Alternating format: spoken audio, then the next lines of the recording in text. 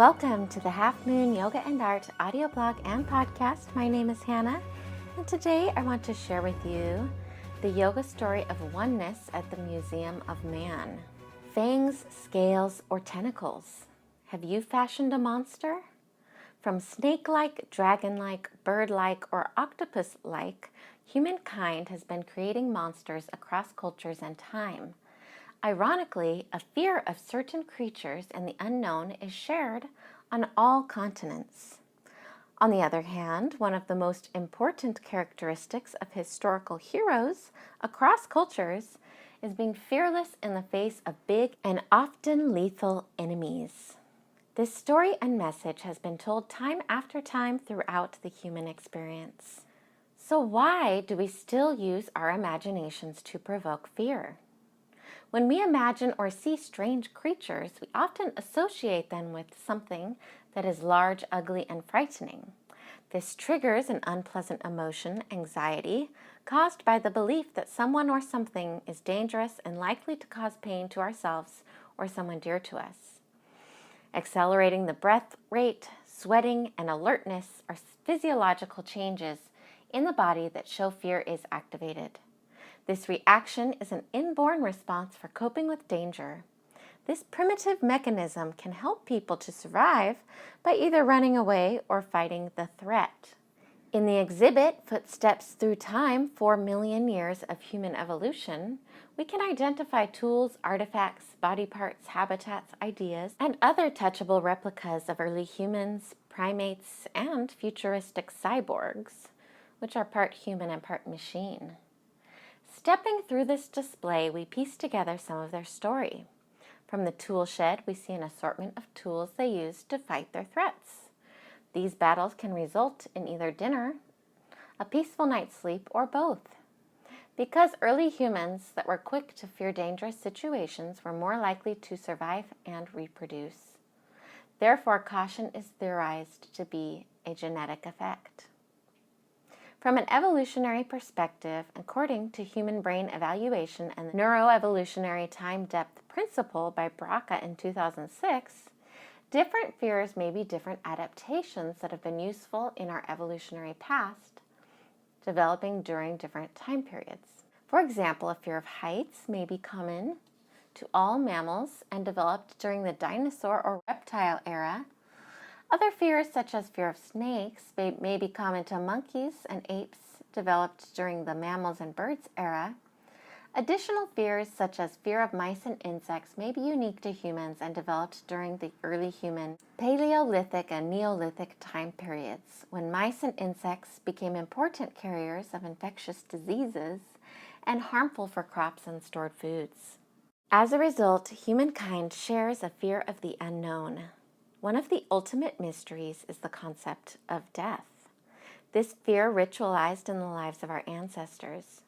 For example, the ancient Egyptians created a detailed mummification process with elaborately decorated tombs and sarcophagi. These rituals were designed to reduce the fear at the end of life in ensuring the people that they will transition to another life after this one. These rituals also helped preserve their cultural ideas and form some of our present ideas, like the concept of heaven. The Museum of Man is honored to have one of the most important ancient Egyptian collections in the United States. The most extraordinary of painted wooden coffins is an extremely rare child's coffin in which only 6 others are known to exist worldwide. This sarcophagus is a cultural treasure reflecting the devotion ancient Egyptians had to their religious customs and beliefs. Fear may be politically and culturally manipulated to persuade citizenry of ideas which would otherwise be widely rejected. For example, sometimes customs and beliefs bring more separation amongst the human race. Only a century ago, anthropologists at the Museum of Man and the Smithsonian Institution worked together to collect plaster life casts in different racial types. These casts were displayed in San Diego at the 1915 Panama, California Exposition as part of an exhibition about progress of man that presented European Americans as racially superior. Previous scholars tried to conclude judgments of species and intelligence levels between people with different colors of skin. However, science has now discovered that over thousands of years, our DNA has adjusted our skin color to relate to the amount of sun or vitamin D that our bodies should receive at a time. Peoples whose ancestors come from the north need less sun each day so they could stay warm in shelters, while people from more equatorial regions would stay outside all day and therefore not be oversaturated with vitamin D. The skin pigments adjusted accordingly. In the exhibit Race, Are We So Different?, artists like Kate Clark strive to connect the dots between the museum's archive of face molds to the reality of living and breathing people today. She created a series of face molds from museum visitors to break down the stereotypes from these older social constructs. Today, so many different races have blended and moved around that the results are remarkably more united. Did you know that we share a connection with all living beings? According to DNA, we are 50% related to bananas, 98.4% with chimpanzees, and 99.9% similar to the person next to you, as well as all the people in this world now.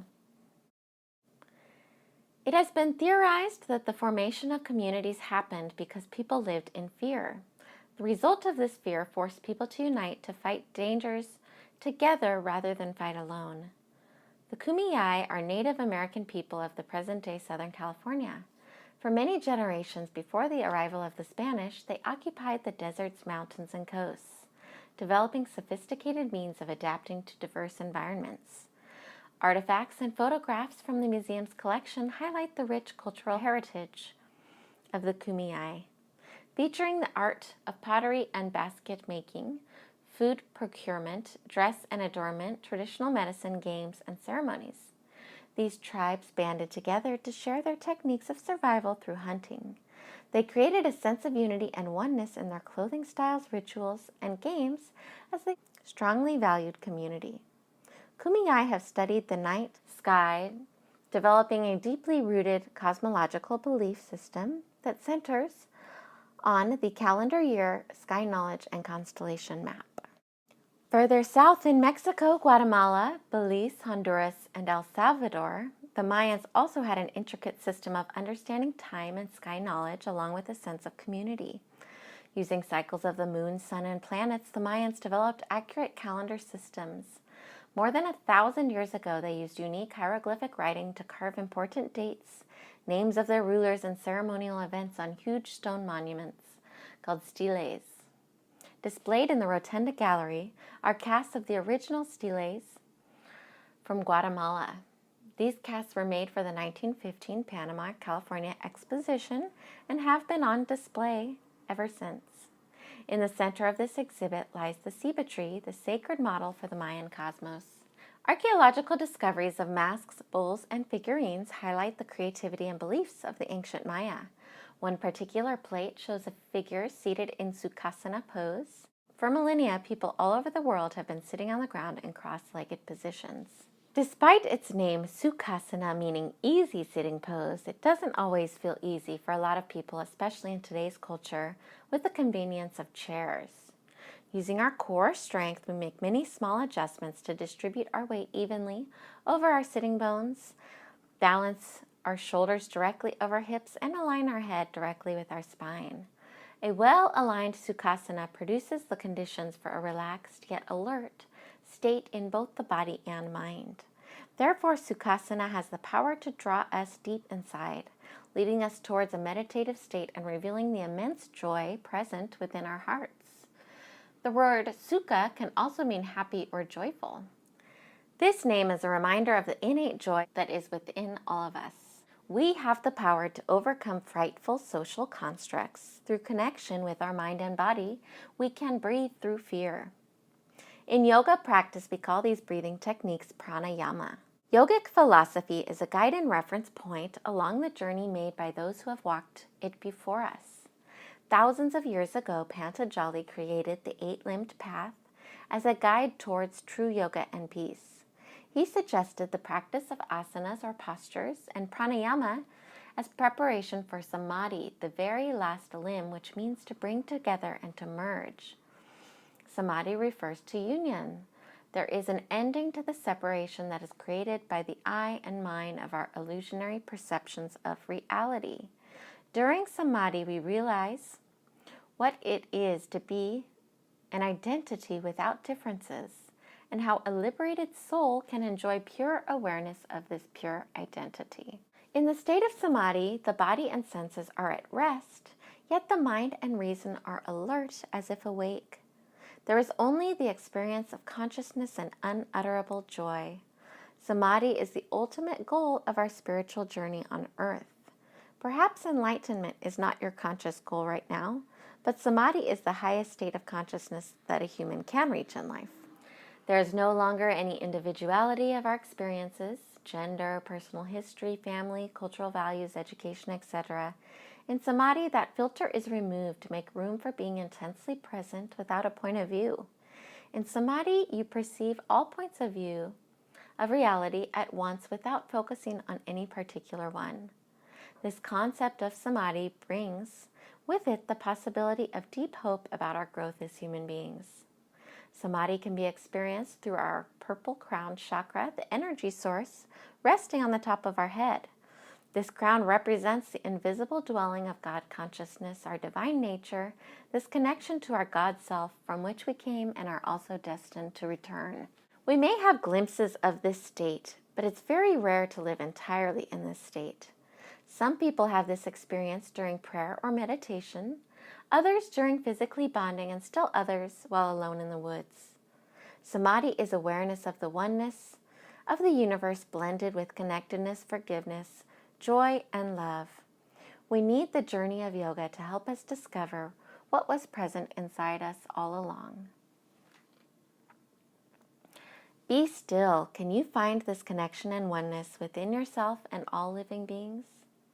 Join us for yoga under the rotunda at the Museum of Man as we explore the story of humanity and reach towards samadhi. I'll be teaching this class in San Diego Saturday, November 12th from 8:30 to 9:30 a.m. Click on the links below to save your spot. And if you can't join us at that particular time, please take a look at my schedule, halfmoonyogaandart.com, to find a class that works for you, and we'll explore the same theme of oneness in humanity. Thank you for listening, and I hope you have a great week. Namaste.